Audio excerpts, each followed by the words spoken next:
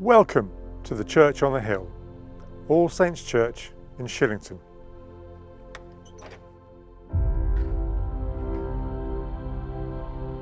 Described by John Betjeman as the Cathedral of the Chilterns, All Saints Church Shillington dominates the skyline for miles around. Standing on a small chalk outcrop near the eastern end of the Chiltern Hills, it would once have overlooked marshland and millions of years ago the sea. This prominent position probably made it a sacred site for thousands of years, and there may have been a church here since the mid-7th century. However, there is more tangible evidence for a church being founded here during the time of King Canute at the beginning of the 11th century. The present structure was begun in the year 1290 and took 80 years to complete. All Saints Church is a Grade 1 listed building constructed of ironstone and clunch. Clunch is a soft, chalky type of limestone. It's readily available, very cheap, and easy to shape and carve. It is, however, very vulnerable to weathering and erosion, as you can see in this section of the north doorway.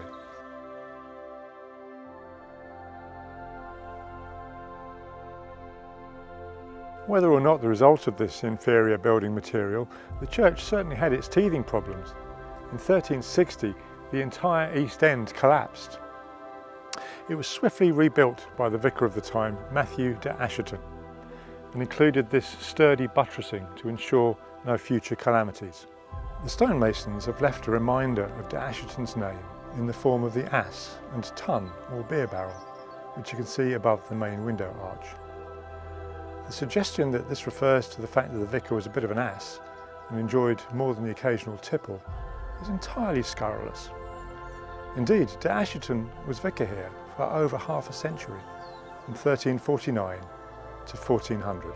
Another major rebuilding project was required at the beginning of the 18th century. In 1701, following a violent storm, the original tower and steeple collapsed. It took 50 years to raise the funds and rebuild the tower.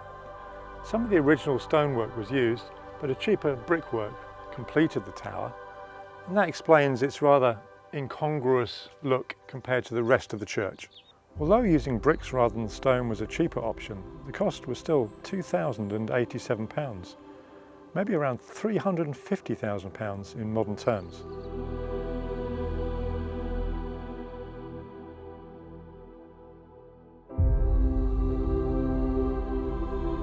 The most unusual aspect of the church's exterior is the so-called post gate's Folly.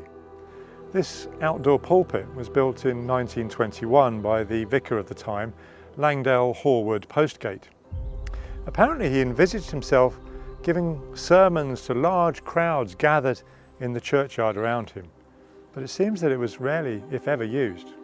Postgate was a well-loved, enthusiastic and generous man who did much for his congregation and for the fabric of the church.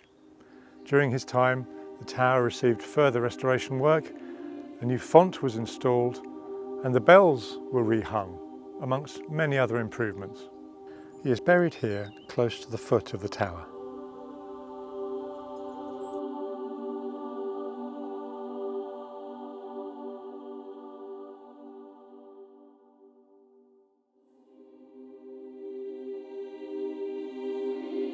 So now we move inside the church through the South Porch.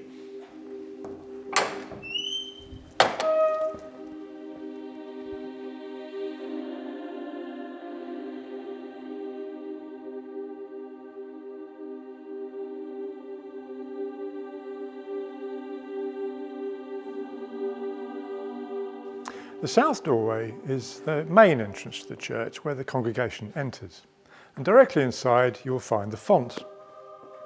The font is a relatively modern one, another of the works of Vicar Postgate, although the base is from the late 13th century.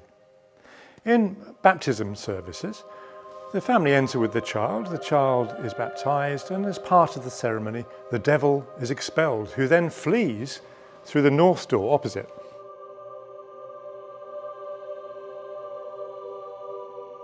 To the south of the font is a small doorway with the remains of a staircase. At one time this led to a room over the porch known as a muniments room, where the church's records and treasures were kept. The graceful, soaring arch to the bell tower is from the 14th century and happily survived the tower collapse of 1701. There is a story that Queen Elizabeth I passed close to Shillington on one of her royal progresses, and the villagers neglected or forgot to ring the bells in her honour. Furious at this apparent snub, she had the church doors nailed closed until a significant fine had been paid. The bells are still rung regularly to summon the faithful to worship for weddings and funerals and to mark national occasions. The current ringing chamber was installed in 2007, along with a very useful new kitchen and toilet facility below. The bell ringers practice on Monday evenings and hope never to be found wanting in the case of a future royal visit.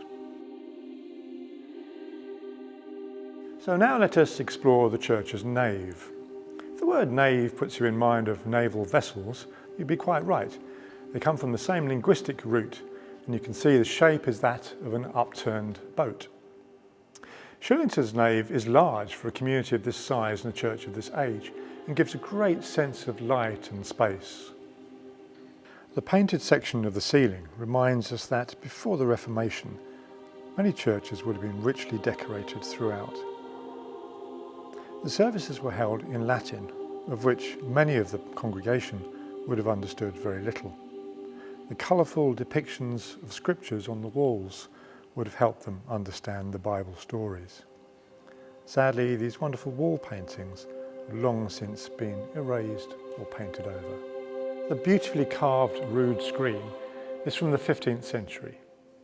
The screen's function was to separate the clergy from the congregation and create a sacred area where the main religious ceremonies would take place.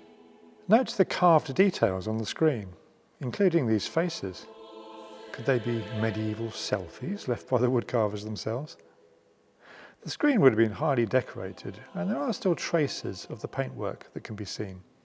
So passing through the door, in the screen, we'll take a closer look at the chancel.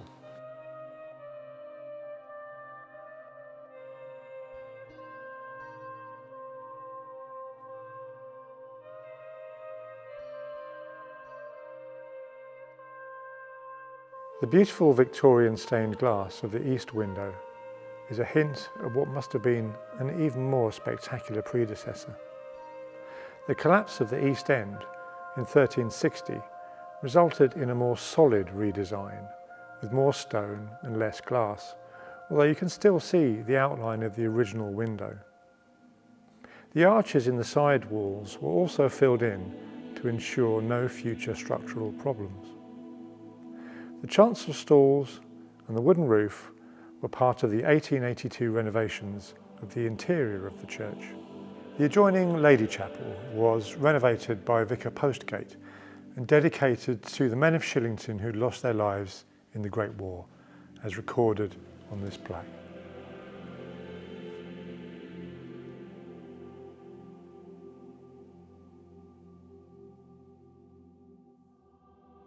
The chapel's south window, depicting St Alban, St George and St Joan, is dedicated in memory of Postgate's tenure of this parish. Before the Reformation, it was common practice to dedicate part of the church to the worship of the Virgin Mary, and hence the term Lady Chapel. These were often richly decorated, but after Henry VIII split from the Church of Rome, more puritanical ideas gradually began to take hold. The statues of the saints, the elaborate wall paintings and the beautiful medieval stained glass were often removed, painted over or destroyed. The chapel's east window was dedicated in 1898, showing the Virgin Mary in the centre, flanked on the left by Etheric, the church's founder, and on the right by Matthew de Asherton. The north aisle contains lots of references to bell ringing, including parts of an old bell frame. This stained glass window depicts numerically the changes or methods, the order in which the bells are rung to create different melodies. We'd certainly prefer it if nobody added to it, but we do have a rather interesting collection of early graffiti in the church. Mostly they're small images scratched into the plasterwork of the pillars. The more recognisable examples include this depiction supposedly of the devil. There was also a head with a crown, a knight, which some think were made by a returning crusader, and several shields, perhaps also by military men, although one of the shields is upside down, which indicates the death of the owner. Sadly, we will probably never know who carved them, when or why.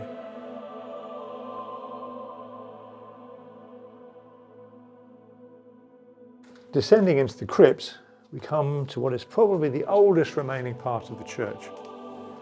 It is directly below the east wall and may account for its collapse in 1360. It's supported by a single central column with 8 radiating ribs. The existence of a crypt in a modest parish church like this is rather unusual, so it's a bit of a mystery. Some people think it may have been a burial place for St. Berenius, who may have founded a church here as early as 651. But the architectural style is more of the 14th century, and there is very little evidence of the church of St. Berenius, unfortunately. Since medieval times, village churches have always been more than a place of collective worship, and our church is no exception. It is always open as a place for quiet reflection. Sunday teas and homemade cakes are served throughout the summer. There are concerts of all kinds, inside and out, and even children's teddies get to fly from the top of the tower.